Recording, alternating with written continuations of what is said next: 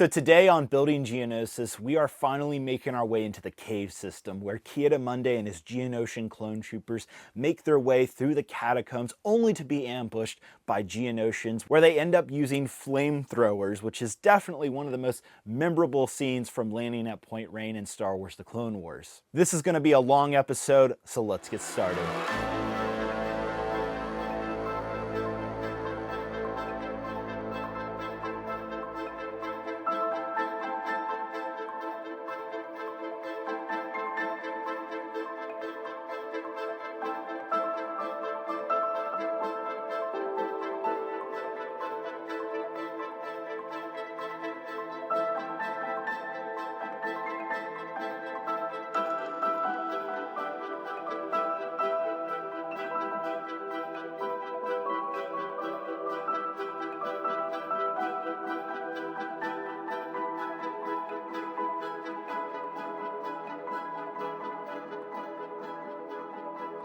So welcome back everybody to week 5 of Building Geonosis.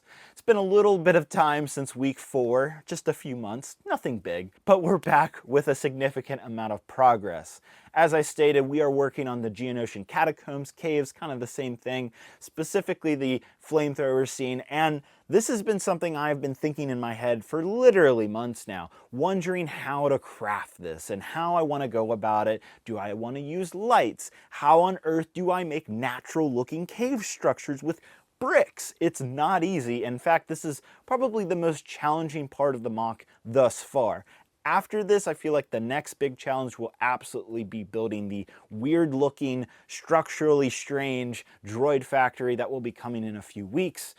But today we're talking about these caves, and I gotta say, I'm glad I spent a lot of time really thinking about this, really taking some time to prototype creations and thinking everything through. I know the wait was long, but trust me, it was well worth it. What I have to show you guys today is truly some of the best work that I've personally ever done in a mock. So let's get into this.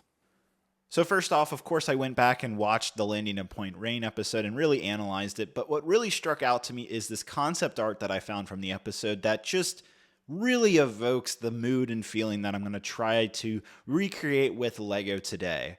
Now, first off, we're going to be taking out a section from our bigger mock. This is the first time that I'll be truly building modularly, not with the other sections. So this is going to hopefully go well. Hopefully nothing crashes and burns like we just maybe saw. So the first thing that we're going to work on is on the back side, which is a angled ramp that goes upwards. It's actually easier than it looks by using simple wedge plates as well as hinge bricks. It's pretty easy to achieve, and I didn't have much trouble with this. What was a challenge was recreating brand new versions of the Geonosian spires or the stalactites that you see within the cave structures. These are very common throughout the Geonosian planet, both externally as well as internally. You very much can clearly see them in the episode, specifically with Geonosis and his forces. So I wanted to take my time and really craft some interesting prototypes. Now, not all of them made it into the final version of the mock, like what I'm showing here. These were some more stranger versions, but regardless, I like what I ended up with. These, however, were just a bit too far out there for me. Now, the next task for me was building a wall structure for the caves, and I didn't want to use the same design that I had done on the outside of Geonosis with those mountains. I wanted this to look different, and I also wanted it to be simpler, but also add detail at the same time without taking away focus from those spires. And I happened to be watching a Coconut Brick Studios video, shout out to him, and I was watching his Coruscant mock, and he actually had this really good idea of utilizing these pieces right here to make a bendable wall, cylinders and bricks, as well as that 1x2 piece. And when you combine all that, you can make a bendable, malleable wall and form it basically in any way you want. And so this adds like an extra level of detail without taking away detail from other aspects of the mock. I think it's like the perfect balance.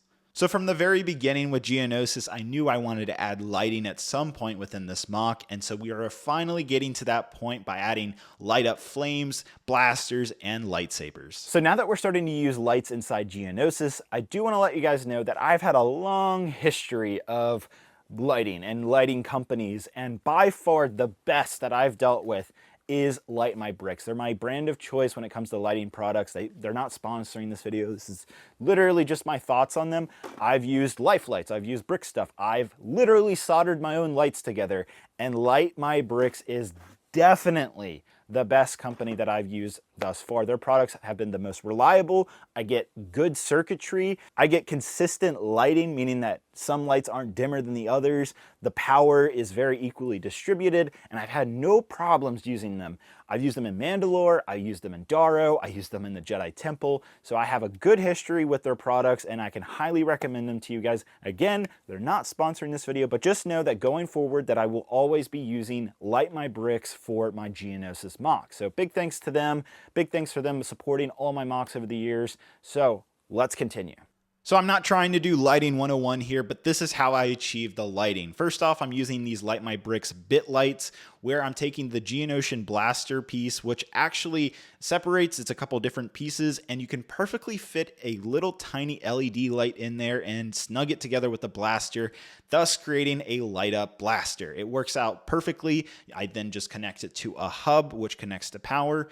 Now for lighting the flames, we're going to be utilizing these large warm white LED lights from Light My Bricks, and we're going to take this specific stud, which has a hole through it, a translucent orange stud, and then we're going to fish the LED light through it so that it perfectly centers right in the middle of the stud, and we're going to encapsulate it with the cone piece and put the flame piece on top. We're going to plug that into a hub, and that hub is going to connect into this specific FX or effects panel, and that's going to make the actual flame flicker and actually look like it's on fire. So very important that you use the effects module with the lights, otherwise it's just going to be normal looking and not really have the effect you want it to. Now with Light My Bricks, all the wires are very thin, and so they're easy to fit under tiles. Now they won't be like a perfect snug fit, but for what I'm doing here, it's not a big deal if the tile is just like a millimeter above where it should be. I did this with the Jedi Temple, and I'm doing it again with the Geonosis MOC, so I have no issues by laying tile over these wires. And thankfully, I've been utilizing Light My Bricks for so many years that I haven't had any wires break on me, believe it or not. By doing all of this wiring under the tiles, it surprisingly is very sturdy. Now you might also notice that I have my Geonosians flying, and the way I'm doing that is actually utilizing my spires and attaching some translucent cylinders as well as a translucent headlight piece, and that's going to allow me to attach the Geonosian. So with that said, let me show you what Geonosis looks like at night.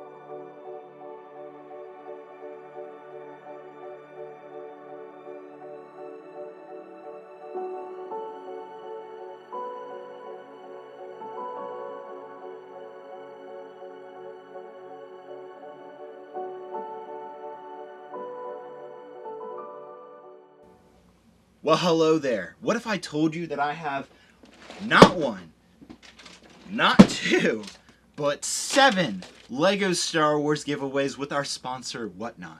So this Monday, April 10th at 7 p.m. Eastern Standard Time, I'll be having yet another Whatnot stream where I'll be auctioning off 300 plus LEGO Star Wars minifigures, 50 plus LEGO Star Wars sets, and then of course I'm going to be giving away 7 LEGO Star Wars giveaways, 2 brand new and sealed Republic fighter tanks, as well as 5 212 polybags that are exclusive to Europe, and you can't even get them in the US, and they're actually sold out now. So this is something you're absolutely not going to want to miss. So down in the description below, you'll not only find the link to join up on that Whatnot stream on April 10th, but beside that you'll find a link where if it's your first time joining Whatnot, you'll get a $15 credit that you can use during my stream or someone else's, and potentially get a free LEGO Star Wars minifigure, or get $15 off, say, a Director Krennic minifigure that I'll be selling, as well as Boba Fett from the UCS Slave 1. There is plenty of LEGO Star Wars figures that I'll be auctioning off that you could get for free or get a nice $15 discount, so definitely utilize that if it's your first time joining up.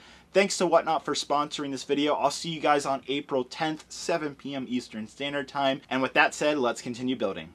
So now that we've put together some really good looking spires, the back wall, the lighting, we're now going to focus on the front side of this section, which is where I'm going to install a switchback trail, which can actually be seen in the landing at Point Rain episode. If you look really carefully, it is there. And so I'm really excited to bring switchbacks. I've been talking about building one in my Geonosis mock for quite over 2 years now. So we're finally doing it. And I have to say, this is by far the most complex rock work that I have ever attempted because of the different angles, because of how the trail kind of literally crafts into the mountain. This area literally took 20 hours and in fact is the biggest challenge of Geonosis thus far. So let's see the results.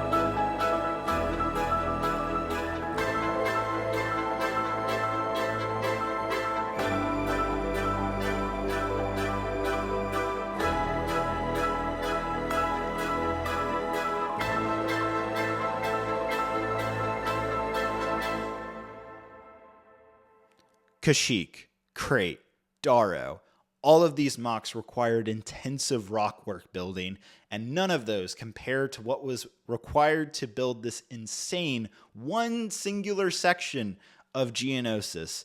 And I have to say, it is by far some of the best rock work. It is the best rock work that I have ever done. I'm so proud of this area, and I hope you guys really enjoy what I've put together.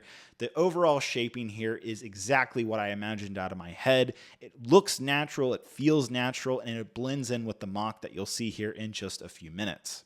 Now, if we take a closer look, specifically where these 3 spires are, some really crazy techniques had to be utilized here because the spires had to be connected in the middle stud part of the bricks. It required the bricks to literally be all shifted in the middle, if that makes sense. Not even sideways, but in the middle. If you're a diehard Lego builder, you might understand what I'm talking about here. It's very hard to explain. Now, something else I utilize in terms of crazy techniques is upside down Lego building, and I'm utilizing these specific pieces to achieve that. Shout out to Lee for showing me this technique a couple months ago. It's really coming in handy.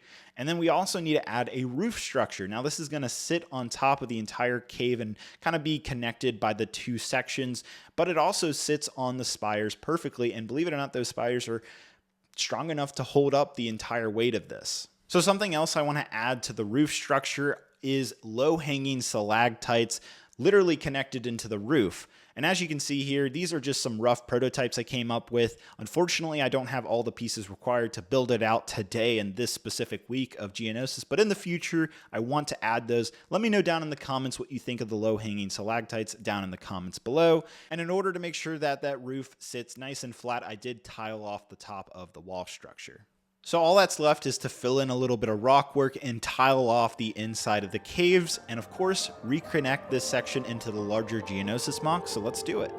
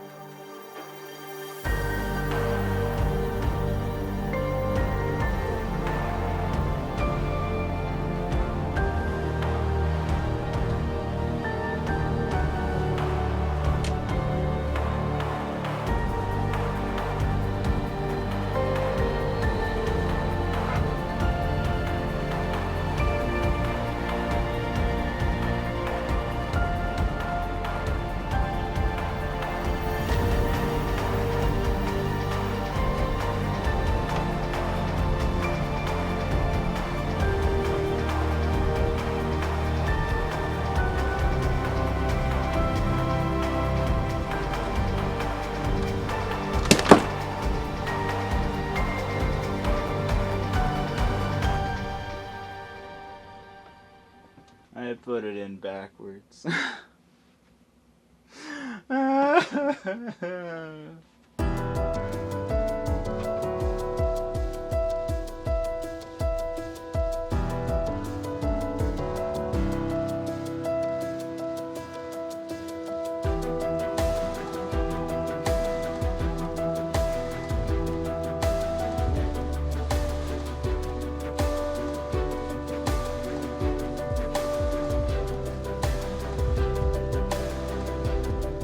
So thankfully this section didn't crash and burn while transferring it. However, I did make one mistake where unfortunately this new rock work is 2 studs off from our main structure. Now, because I build the rock work modularly, we can just take that out and fix it. As for the roof, it also slides in perfectly in place, no issues there. It's exactly how I want it to be. Thankfully, those columns are holding very well, and as you can see, it will be attached to the other side. So with some minor modifications to that rock work, as you can see, it is now all seamless. I'm extremely proud of the way this has come out, so let's take a look through a montage.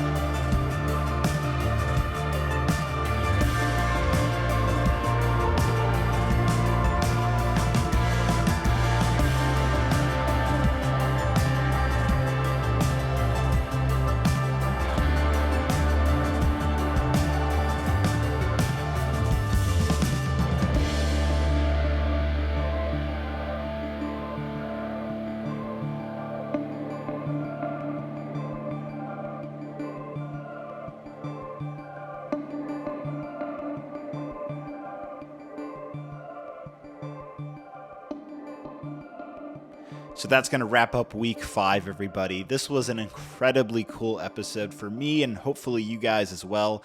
As you can see, we still have lots more building to do, specifically the other side of the cave. Now, granted, that's not going to take too long, so I'm not too worried about that. What will take more time is this entire other rock section that'll all need to be covered. So we still have a lot of work ahead. And then, of course, we have that droid factor to look forward to in the long term.